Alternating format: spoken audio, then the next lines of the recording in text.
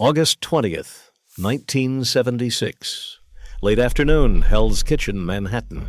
The Sunbright Bar on 10th Avenue and 50th Street.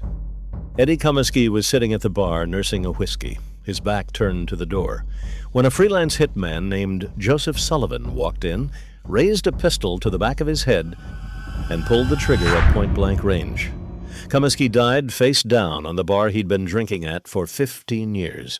No struggle, no last words. 42 years old.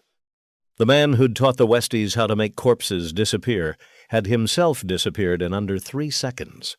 This wasn't just another Hell's Kitchen barroom hit. Eddie Kamisky was the most important teacher in the history of the Irish-American mob. A boxer turned burglar turned convict turned union meat cutter who came home from prison with a skill set that would terrify even the Italian families. They called him the Butcher of Hell's Kitchen. And while he was alive, he taught his young protege, Jimmy Coonan, a technique so brutal, so coldly practical, that Coonan and the Westies turned it into their signature. They called it doing the Houdini. Make a man vanish, not kill him, erase him. No body, no witnesses, no case. This is the story of the forgotten Irish enforcer who served his prison sentence as a meat cutter at Sing Sing, came home to Hell's Kitchen, and rewrote the rules of how the New York mob disposed of its dead. From a working-class childhood in the tenements of West 43rd Street to a quiet death on a bar stool, this is the rise and erasure of Eddie the Butcher Cummiskey. But here's what most accounts get wrong. Cummiskey didn't invent dismemberment. He industrialized it. He took a panicked, sloppy, blood-soaked solution and turned it into a procedure.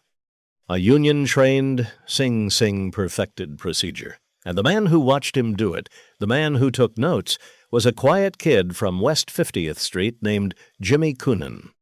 After Cummiskey was gone, Coonan would use that procedure on so many bodies the FBI eventually stopped counting. Eddie Kamisky was born in 1934 in Hell's Kitchen, the West Side Irish enclave that ran from 34th Street to 59th Street west of 8th Avenue.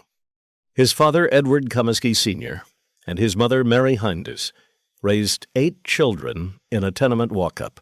8 kids, 2 parents, 3 rooms.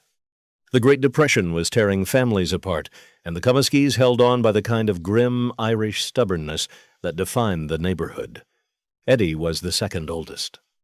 He played hockey at Hell's Kitchen Park, the rough-edged playground on 48th Street and 10th Avenue. He boxed at the local Boys and Girls Club. He had curly black hair, piercing blue eyes, and what the writer T.J. English would later describe as the cockiness of a bantam rooster. You have to understand what Hell's Kitchen was in those years. It wasn't a tourist neighborhood. It wasn't gentrified. It was tenements stacked on top of slaughterhouses, longshoremen bars, freight yards, and the West Side piers where everything that came into Manhattan came through. The Irish ran the docks. The Irish ran the unions. And the Irish ran their own crews, separate from the Italian families. They had their own code, their own funerals, their own kind of violence. Eddie dropped out of high school like most of the kids on his block. By his late teens, he was burglarizing commercial buildings on the Lower East Side and lifting cargo off trucks parked overnight on the West Side. He was good at it. Quick hands, quiet feet, no panic. He could pop a lock in under a minute. He could move a 150-pound crate by himself. He didn't drink on the job. He didn't talk on the job. The older guys noticed. By the early 1960s, Cummiskey was running with a Hell's Kitchen crew loyal to Mickey Spillane. Spillane was the reigning Irish boss of the West Side, old school, gentlemanly. He gave turkeys to widows at Christmas and kissed babies at St. Raymond's Cemetery. He ran loan sharking, bookmaking, hijacking, and labor union shakedowns out of a social club on West 46th Street. And Eddie Kamisky was one of his heaviest hitters. But Eddie had a problem. He had a temper. And in 1966, that temper got him into the worst trouble of his life. He was drinking with a man named Mike Yelovich, a Yugoslav longshoreman everybody called Mike the Yugo. They got into an argument. Yelovich had a rifle. The accounts vary on what happened next. But what's documented is that the rifle went off and a bullet shattered Cummiskey's shin bone. Cummiskey was down for weeks. He came back walking with a slight limp. And when he came back, Mike the Yugo went missing. Cummiskey allegedly told friends he had no choice. The man had shot him. The neighborhood had to know what happened to people who shot Eddie Kamisky. The murder charge came down. Cummiskey didn't wait for trial. He paid an International Longshoremen's Association contact, climbed into the cargo hold of a freighter bound for South America, and stowed away to Itaguaí, a port city outside Rio de Janeiro, Brazil. He stayed in Brazil for nearly a year. The FBI put his name on the 10 most wanted fugitives list. He drank cheap rum on the beaches of Rio while New York looked for him. He came back to New York eventually. He didn't beat the murder charge, but he beat the death penalty, and he caught a sentence to Attica Correctional Facility. He was inside Attica on September 9th, 1971, when the riot erupted. 1,280 inmates seized control of the prison. 43 men died in the 4-day siege, including 10 guards. Cummiskey survived. He kept his head down. He watched. And here's where the story gets interesting. Some accounts place his butcher training at Attica. Other accounts place it at Sing Sing Correctional Facility upstate. What's documented is that during his prison time, Eddie Kamisky learned the trade of butchery. He earned a card with the Amalgamated Meat Cutters Union. He learned how to break down a side of beef in under an hour. He learned which knives cut tendon. He learned which bones snapped clean and which ones needed a saw. He learned how a body comes apart. Most men learn a trade in prison to start over when they get out. Eddie Kamisky learned a trade so he could perfect a new murder method. He came home to Hell's Kitchen in the early 1970s. Mickey Spillane was still the boss. Spillane welcomed him back. Eddie was a Spillane man, or he was supposed to be. But the neighborhood had changed while Eddie was inside. There was a new generation of Irish kids on the block. Younger, hungrier, crazier, and they had a leader, a skinny kid from West 50th Street named Jimmy Coonan. Jimmy Coonan was born December 21st, 1946, 12 years younger than Cummiskey. He'd grown up watching Spillane's crew shake down the neighborhood, and he had a personal grudge. When Coonan was 17, Spillane's men had kidnapped his father over a debt and roughed him up. Jimmy Coonan promised himself he'd one day kill Mickey Spillane and take the West Side for himself. He was already running with a small crew of younger Irish hoods. He was already feared, but he was missing something. He was missing a teacher. Cummiskey watched Coonan. He saw something in him. Discipline, patience, the willingness to do what older guys couldn't bring themselves to do. Coonan, for his part, looked at Cummiskey and saw a Hell's Kitchen legend. A man who'd done time. A man who'd killed and made it disappear. A man with a union card and a butcher's knowledge. Coonan needed Cummiskey, so he made his move. He sent a Hell's Kitchen hood named Patrick Dugan, known on the block as Paddy, to befriend Cummiskey, buy him drinks, bring him into the younger crew's orbit. By 1973, Eddie Kamisky was sitting at the back tables of the Sunbright Bar with Jimmy Coonan, drinking Bushmills and quietly switching sides. Spillane noticed. Spillane was furious. But he didn't move on Cummiskey. The accounts vary on why, but what's documented is that Spillane couldn't afford to lose his heaviest hitter. Not yet. So he swallowed his anger and waited. That was Spillane's mistake, because what Cummiskey was teaching Coonan in the back of the Sunbright would soon make Coonan untouchable. Here's how the technique worked. This is the Cummiskey method, broken down step by step, the way it would later be described in federal court testimony. Step 1. The opportunity.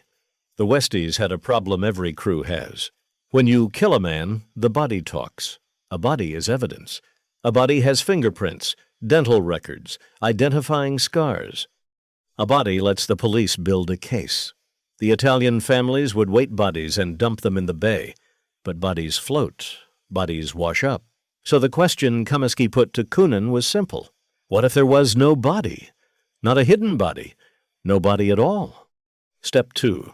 The location. The killing had to happen somewhere controlled. A bar back room, a basement, a garage, somewhere with a drain, a tile floor, and access to running water. The Sunbright back room worked. So did the basement of certain tenements off 43rd Street. So did a meat warehouse on 12th Avenue where Cummiskey had a contact. Step 3. The kill. Quick, close range, pistol, or strangulation. No knives at this stage. Knives were for what came after. Step 4. The breakdown. This was Cummiskey's specialty. After death, the body was stripped, laid out on plastic sheeting, and broken down using the same techniques he'd learned in the Amalgamated Meat Cutter's apprenticeship. Joints separated cleanly. Saws for the long bones. The torso broken into manageable sections. The head removed last. Blood went into buckets, drained, and disposed of with bleach. Total breakdown time, in skilled hands, under 2 hours.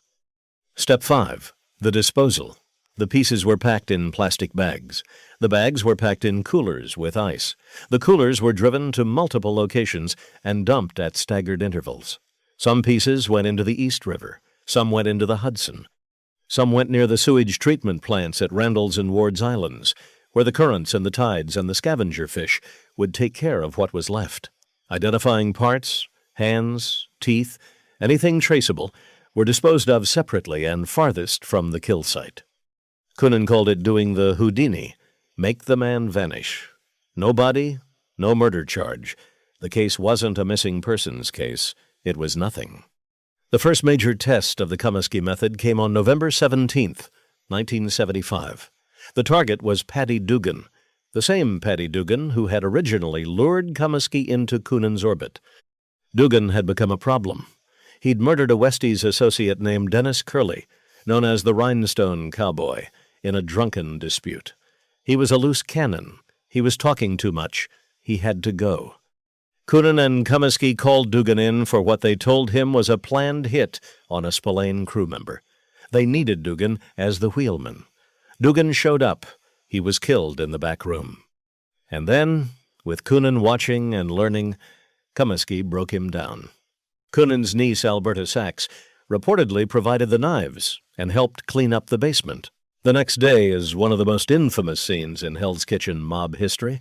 Coonan, Cummiskey, and a Westies associate named Billy Beatty went out for a drink at the Sunbright bar. Some accounts say they brought Paddy Dugan's severed head with them in a bag. They allegedly placed it on a bar stool, ordered Dugan's favorite whiskey, lit one of his cigarettes, and put it in his mouth.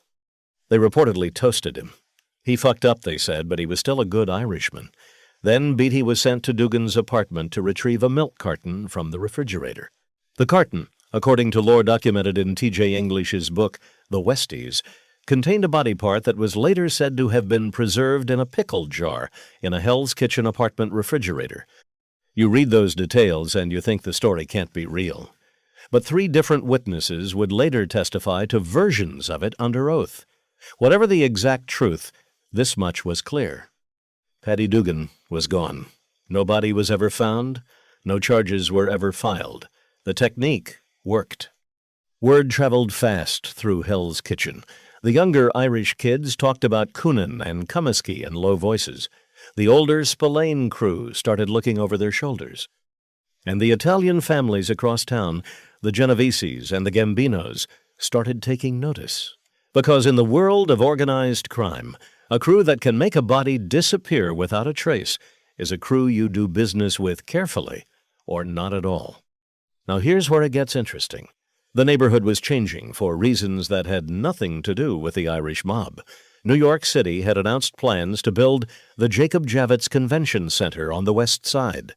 The construction zone ran from West 34th Street to West 39th Street, between 11th and 12th Avenues. Hundreds of millions of dollars in contracts. Concrete, steel, labor, cement deliveries. And every cent of it was about to flow through Mickey Spillane's territory. Anthony Salerno, the front boss of the Genovese crime family, known as Fat Tony Salerno, did not like that arrangement. The Genoveses wanted the Javits Center money. They wanted the labor unions. They wanted the cement contracts. And the only thing standing in their way was Mickey Spillane, and his veteran Hell's Kitchen crew. Salerno's solution was a freelance Irish hitman from Queens named Joseph Sullivan. They called him Mad Dog. Sullivan was a contract killer who would work for any family that paid. He had a quiet voice, a Catholic upbringing, and a body count nobody could verify because most of his victims had simply vanished. Sullivan was given a list. Spillane's top men, the veterans, the shooters, the earners. Salerno wanted them dead. Eddie Kamisky's name was on that list. This is the part that's debated. Cummiskey had been drifting toward Coonan for 2 years. He was no longer a Spillane loyalist in any meaningful sense. But on the street, he was still seen as a Spillane veteran. To Sullivan, to Salerno, to the Genovese hierarchy, Eddie Kamisky was a Spillane name on a Spillane list. The politics of the West Side were too tangled. Cummiskey's relationship with Coonan didn't save him. It might have killed him. Some Hell's Kitchen accounts insist that Coonan himself signed off on Cummiskey's death, that Coonan had learned everything he needed to learn, that the teacher had become a liability, a witness to too many bodies, a man who knew where every piece of every Westie victim had been dumped, that Coonan made a quiet phone call to a Genovese contact and gave Sullivan the green light. Other accounts, including the version Coonan's defense lawyers told in court years later, insist Coonan had nothing to do with it, that Cummiskey's death was purely a Genovese-ordered hit, and Coonan grieved his mentor like a son grieving a father. What's documented is what happened on August 20th, 1976. Eddie Kamisky walked into the Sunbright Bar in the late afternoon. The Sunbright was his second home. 10th Avenue and 50th Street, dim lighting, sticky floors, a jukebox that played the same 15 Sinatra and Tony Bennett songs on a loop. Cummiskey ordered a drink. He sat at the bar with his back to the door, which is something a man with his reputation should never have done. Some say he was distracted. Some say he was drunk. Some say he simply trusted the neighborhood too much. Joseph Sullivan walked in behind him. He didn't speak. He didn't hesitate. He raised a pistol to the back of Cummiskey's head and fired. Cummiskey was dead before his face hit the bar. Sullivan walked out. The bartender saw nothing. The patrons saw nothing. The Sunbright was that kind of bar. Eddie Cummiskey's wake was held 3 days later at the Buckley Funeral Home at 445 West 43rd Street, the same funeral home that had handled Hell's Kitchen Irish wakes for decades. His funeral mass was at Holy Cross Church. He was buried at St. Raymond's Cemetery in the Bronx, 42 years old. Wife, Shirley. 3 children, Tammy Ann, Clifford, and Terrence. It should be noted that some Westies' oral histories told over the years tell a different version of this killing. In those accounts, Cummiskey was not shot at the Sunbright by Joseph Sullivan, but in the bathroom of the 596 Club, the small dive bar at 596 West 43rd Street and 10th Avenue that served as the Westies' headquarters. In those accounts, the shooter was not Sullivan, but a young Westies enforcer named Jimmy McElroy, known as Jimmy Mac, an ex-boxer who had grown up boxing alongside Cummiskey at the Boys and Girls Club. The court-documented record names Sullivan at the Sunbright. The whispered Hell's Kitchen version names McElroy at the 596 Club. The street and the official record have never agreed on this killing. What both versions agree on is the result. The butcher of Hell's Kitchen was dead, and Jimmy Coonan was now alone at the top. Within 12 months, Mickey Spillane was dead too, shot down outside his apartment in Woodside, Queens, on May 13, 1977. The hit was carried out by a Westies-linked crew. Coonan had won the West Side War. He was 29 years old. What followed was the Westies decade. From 1977 to 1986, Jimmy Coonan and his second-in-command, Mickey Featherstone, ran Hell's Kitchen with a level of brutality that even the Italian families found excessive. They ran loan sharking, bookmaking, labor extortion, contract murder, and Javits Center kickbacks. They became partners with the Gambino crime family under Paul Castellano, who reportedly told Coonan, "When you have a problem, my problem becomes your problem." Castellano paid the Westies to handle disposals for the Gambinos. Bodies that Italian crews killed went into Westies' trunks, Westies' coolers, Westies' disposal chains. Cummiskey's technique, taught in the back of the Sunbright Bar in 1973 and 1974, was now being used by the most powerful crime family in America. Mickey Featherstone would later testify in detail to federal prosecutors in 1986 about how the Houdini method worked. He would describe specific dismemberments, specific disposal sites, specific dates. Featherstone's testimony was based on what he had seen Coonan do, and what Coonan did was simply what Cummiskey had taught him. On November 17, 1988, Jimmy Coonan walked into a federal courtroom in Manhattan. The RICO indictment ran to dozens of counts, including murder, kidnapping, and racketeering. Coonan was convicted. He was sentenced to 75 years in federal prison. No parole. James McElroy, the same Jimmy Mack whom street legend named as Cummiskey's killer, was convicted in the same case and sentenced to 60 years. McElroy died in federal custody in May 2011. Coonan remains in federal prison. Joseph Sullivan, the Mad Dog, was eventually convicted of unrelated murders and died behind bars in 2017. The Sunbright Bar is gone. The 596 Club is gone, replaced by a grill called Mr. Biggs at the corner of West 43rd and 10th Avenue. Hell's Kitchen has been renamed Clinton on city maps. The tenements are luxury condos. The piers are tourist boardwalks. The neighborhood Eddie Kamisky grew up in does not exist anymore. But the Cummiskey method does.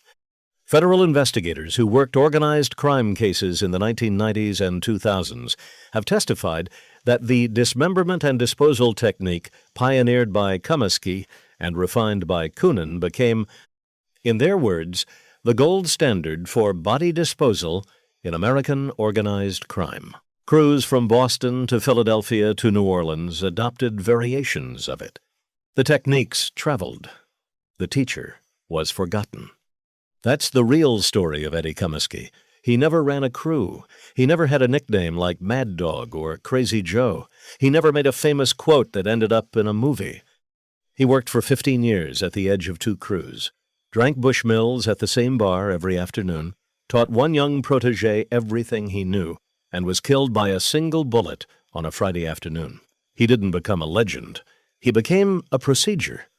There's a particular kind of tragedy in that.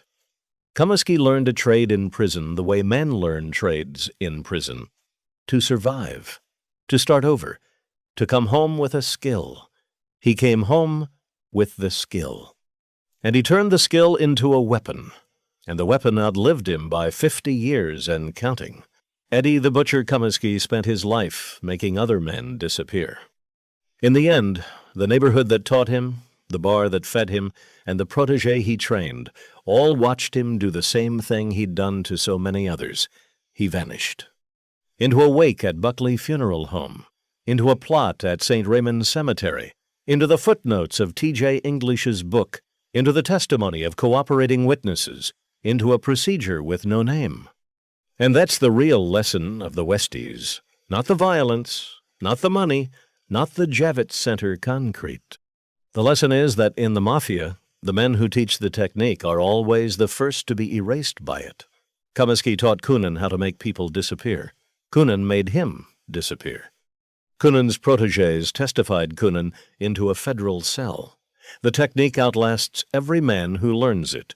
The body bag is the only inheritance. If you found this story fascinating, hit subscribe. We drop a new mob documentary every week. Drop a comment. What forgotten Mafia figure should we cover next?